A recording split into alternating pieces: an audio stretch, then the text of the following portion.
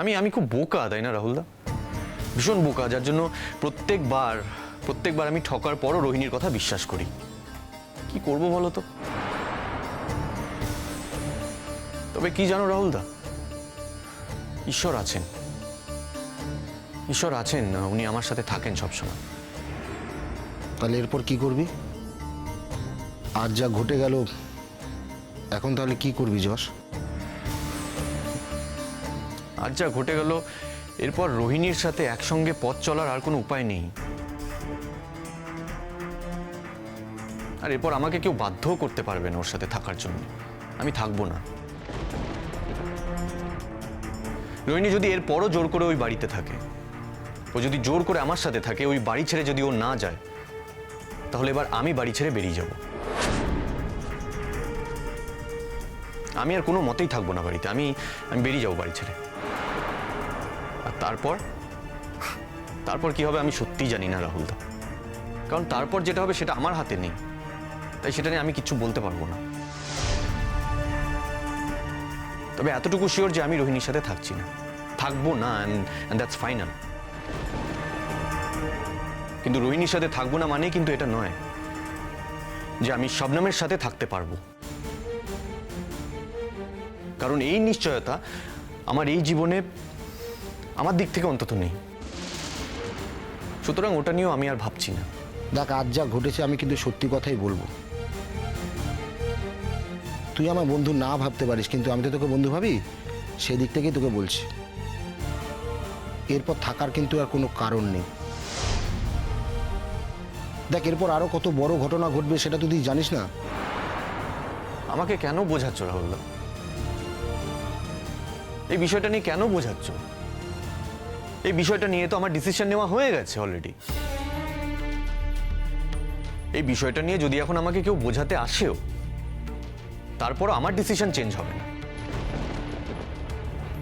জস্তা, আমি এখন যাই বলবো তোমার হয়তো খারাপ লাগবে, কিন্তু কিন্তু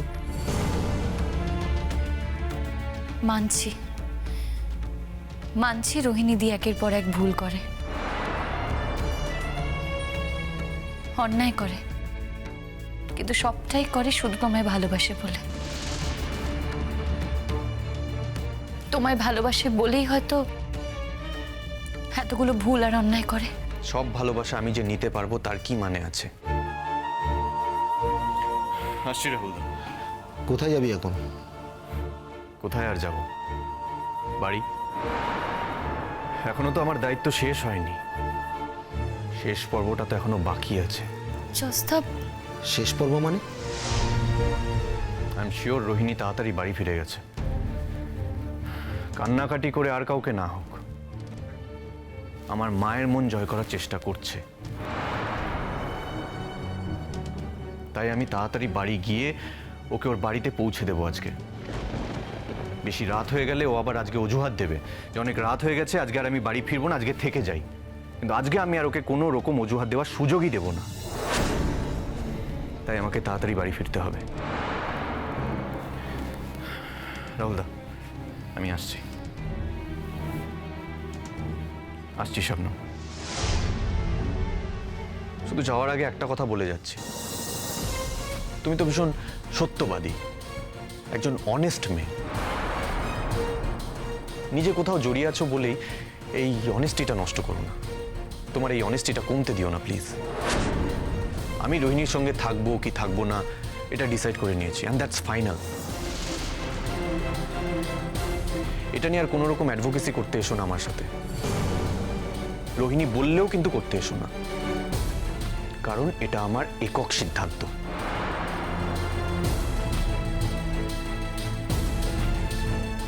আসছি।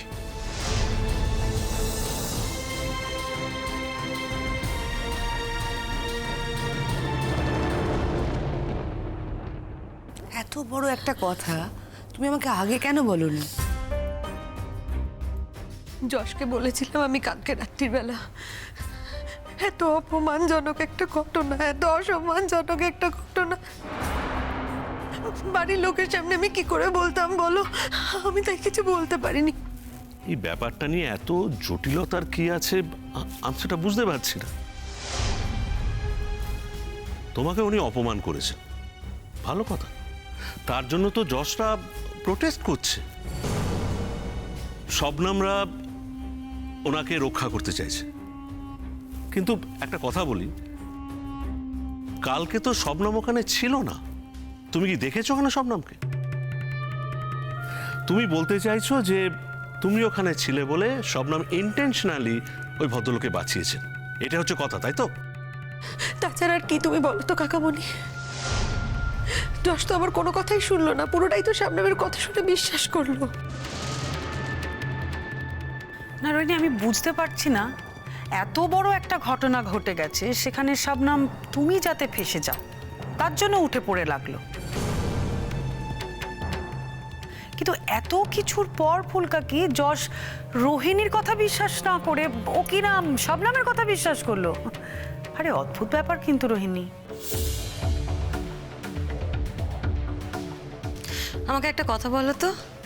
না, আমি মানছি যে ডক্টর মজুমদার খুব খারাপ মানুষ, তোমার সঙ্গে অন্যায় করেছে। কিন্তু তুমি যে প্রেগনেন্ট, তোমার প্রেগন্যান্সি টেস্টটা তো তুমি নিজেই করতে পারো রোহিণী। তুমি তো একজন ডাক্তার, তাই না?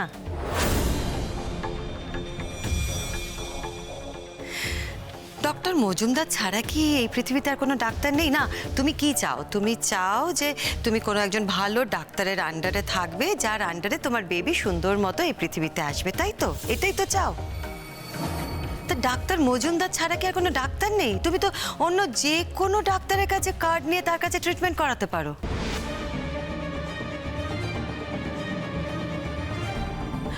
আমি তো সেটাই করতে চেয়েছিলাম, কিন্তু যশ কি কারোর কথা শুনছে? যশ তো শবনমের কথাতে পাগলের মতো নাচছে। আজকে অতগুলো স্টুডেন্টের সামনে, প্রফেসরের সামনে, কলেজে আমাকে কি বিচ্ছিরি ভাবে অপমান করেছে। আমাকে সকলের সামনে বলেছে আমি যেন ওকে ডিভোর্স দিয়ে দিই।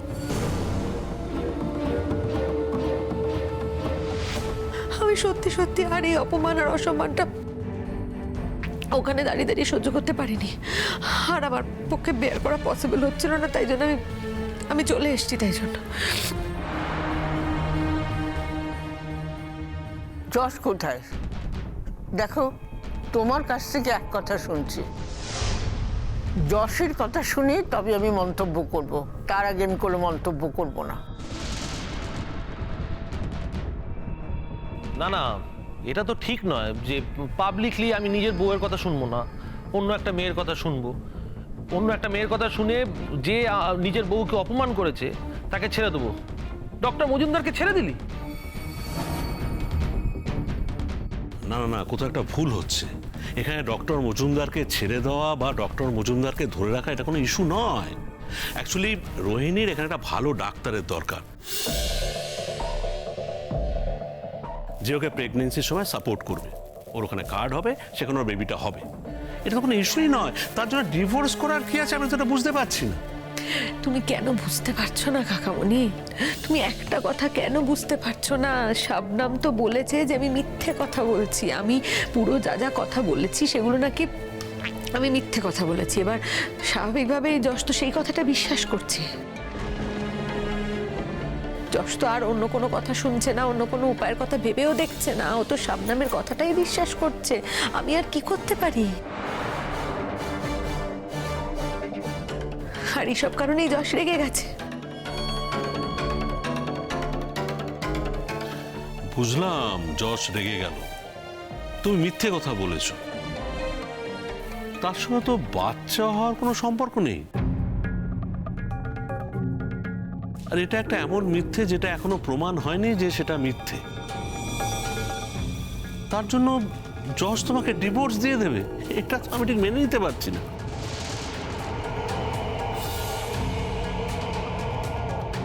আমি কিচ্ছু বুঝতে পারছি না। এরকম একটা অবস্থা, তার মধ্যে এরকম ট্রমাটাইজ করে কেন রাখছে ওকে, আমার মাথাতে ঢুকছে না।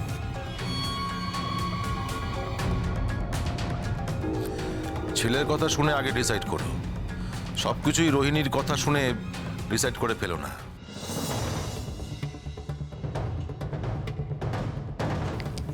কেন আঙ্কেল? তোমার কি আমাকে বিশ্বাস করতে কোথাও অসুবিধা হচ্ছে? সব ঘটনায় যে তুমি বিশ্বাস করার মতো কাজ করেছো তা তো নয় রোহিণী। এরকম একটা ঘটনা নিয়ে নিশ্চয়ই আজকের দিনে দাঁড়িয়ে আমি মিথ্যে কথা বলবো না আঙ্কেল। তোমরা একটা কথা কেন বুঝতে পারছো না? দুদিন পরে তোমাদের বাড়িতে একটা বাচ্চা আসতে চলেছে। আমার শরীরের অবস্থা ভালো না। এই অবস্থায় দাঁড়িয়ে আমি এরকম মিথ্যে কথা বলতেই পারি না। তোমরা প্লিজ যশকে বোঝাও, তোমাদের পক্ষে সম্ভব হলে তোমরা যশকে বোঝাও যেন যশ শাবনামের কথায় না নেচে আমাকে মিসআন্ডারস্ট্যান্ড না করে। তোমার স্বামী, তুমি এতদিন ভালোবেসে তাকে বিয়ে করেছো। তুমি বুঝি কিছু করতে পারছো না, আমরা বুঝি কি করব?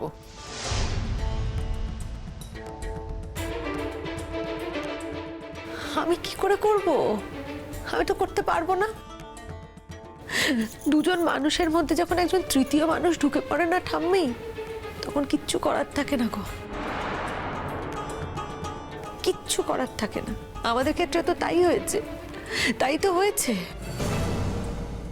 আমাদের দুজনের মধ্যে তো শাবনাম ঢুকে গেছে, আর শাবনামের কথাই যা অক্ষরে অক্ষরে পালন করছে, শুনছে। কত সংসারে এভাবে ভেঙে যায়। আমাদেরটাও না হয় তাই হলো। আর কি বলবো আমি? আমার শুধু একটাই প্রশ্ন, আমাকে যশ যদি ডিভোর্স দিয়েও দেয়, পরদিনই কিন্তু শাবনামকে এনে ঘরে তুলবে। তোমরা সবাই মেনে নিতে পারবে?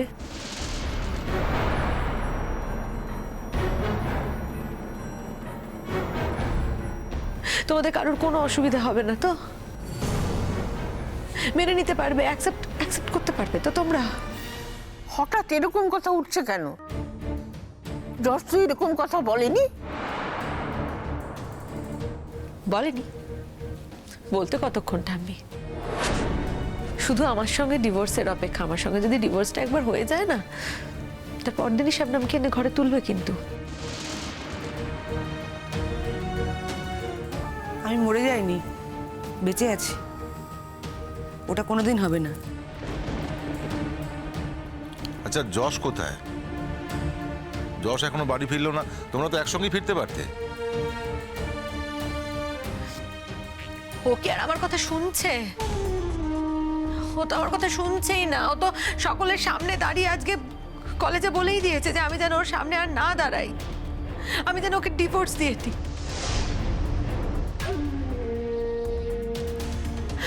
আর ও আমাকে বলেছে আন্টি যে আমি যদি ওকে ডিভোর্স দিয়ে না দিই, তাহলে ওনাকে নিজে থেকে আমাকে যেভাবে হোক ডিভোর্স দিয়ে দেবে। কত বড় একটা কথা! কি ভাবেটা কি? আমাদের কোনো সে নেই? আমরা কি পুতুল নাকি?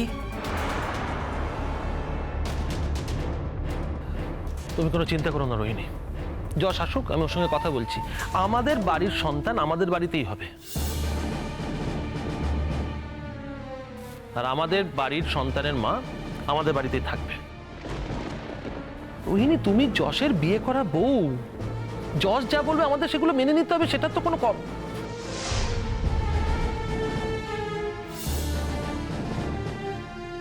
হ্যাঁ, এখন তো মেয়েদের জন্য অনেক রকমের আইন কানুন রয়েছে।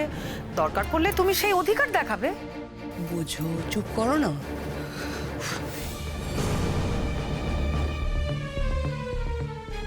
হয় না গো মহুয়াদি, আইনের লড়াই করে না আর যাই হোক হাজবেন্ডের সঙ্গে থাকা যায় না। আমি তো যশকে ভালোবাসি গো, যশকে ভালোবেসেই তো বিয়ে করেছি, যশকে ভালোবেসেই তো যশের সাথে থাকতে চাই।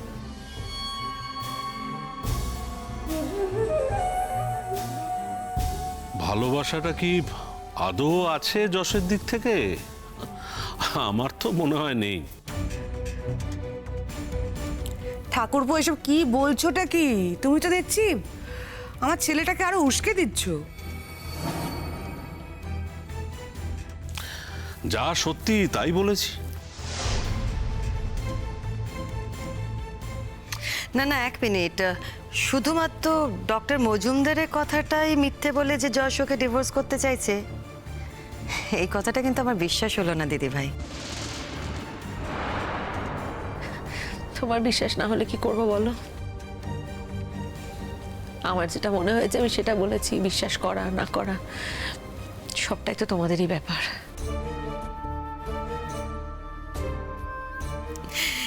সত্যি বলার অভ্যেস কি তোমার আছে রোহিণী? থাকলে বলতে। যাই হোক, যশ না আসলে তো আমরা বুঝতে পারছি না যে কে সত্যি বলছে কে মিথ্যে বলছে। ও আসুক, তারপরেই নাই জানা যাবে। আর তাছাড়া এই বাড়িতে যখন আমরাও থাকি, সুতরাং আমাদেরও একটা মতামত দেওয়ার অধিকার আছে, তাই না? আমিও তো তাই বলছি, আগে যশ আসুক। এই তো কি ব্যাপার, ও এখন এখানে কেন? যশ, কি হয়েছে বলতো? কিছু না, আমি তোমাকে পরে বলবো। আমি ওকে বলেছিলাম যে ও যেন আমার সামনে না থাকে, আমার চোখের সামনে থেকে যাতে দূর হয়ে যায়, এই বাড়ি থেকে যেন চলে যাও। এখনো কি করছে এই বাড়িতে? এটা আমার শ্বশুর বাড়ি, তো এখানকার রেসিডেন্সিয়াল রাইটটা তো আমার আছে। তুই আমার সাথে সম্পর্ক নাই রাখতে পারিস, সেটা কমপ্লিটলি তোর ব্যাপার। তাই বলে আমাকে এখান থেকে তাড়িয়ে দিতে তুই পারিস না, আমি এখানে থাকতে বাধ্য। শ্বশুর বাড়ি দেখাচ্ছিস তুই আমাকে? শ্বশুর বাড়ি? শ্বশুর বাড়ি? হ্যাঁ, আমি থানায় উল্টো কেস করবো। আমি থানায় উল্টো কেস করতে পারি যে তোর সঙ্গে থাকা, তোর সঙ্গে থাকতে আমি নিরাপত্তার অভাব বোধ করছি। I am feeling insecure. আরে বাবা, কি হয়েছে সেটা তো আমাদেরকে বলবি। ও তো আমাদেরকে একরকম করে বলেছে। কি বলেছে ও, আগে সেটা শুনি। বলেছে ডক্টর মজুমদার নাকি ওর সঙ্গে অশ্লীল ব্যবহার করেছে। আর এইটা যে মিথ্যে সেটা শবনম বলেছে, আর সেটা বলেছে বলেই তুই নাকি রোহিণীকে ডিভোর্স দিতে চাইছিস। আর ওর প্রেগনেন্সিটাই যে মিথ্যে সেটা বলেনি।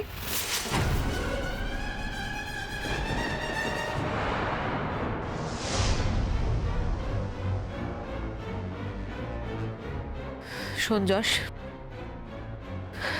সেগুলো তো মিথ্যে কথা। শবনম তোকে যা বলবে সেটা যদি তুই অক্ষরে অক্ষরে শুনিস তাহলে আমার কিচ্ছু বলার নেই, কিন্তু আমি এটুকু বলতে পারি এটা মিথ্যে কথা।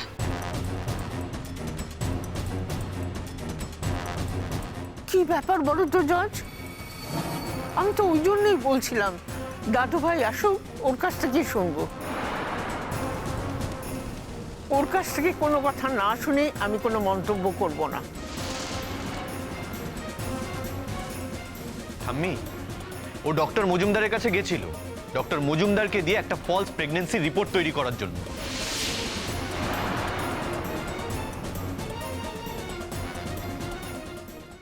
কি বলছিস কি যশ?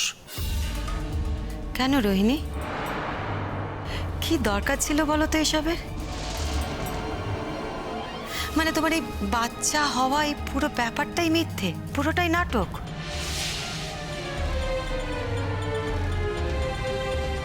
তুমি কি মানুষ? যশ যশ, আমার কথা শোনো। ডক্টর মজুমদারকে যে ও এই কথা বলেছে তুমি নিজে কানে তো শোনোনি। শবনম কি বলেছে তার উপর ভিত্তি করে তুমি রোহিণীকে মিথ্যেবাদী কেন ধরে নিচ্ছ? একটু বোঝাও আমাকে। শোনো শোনো কঙ্কনা, এই কথা তো ঠিকই যে বাইরের দুজন লোকের উপর নির্ভর করে ঘরের বউকে আমরা অবিশ্বাস করতে পারি না। অবিশ্বাস তখনই করব যখন আমরা হাতে কোনো প্রমাণ পাব। কি যশ, তাই তো?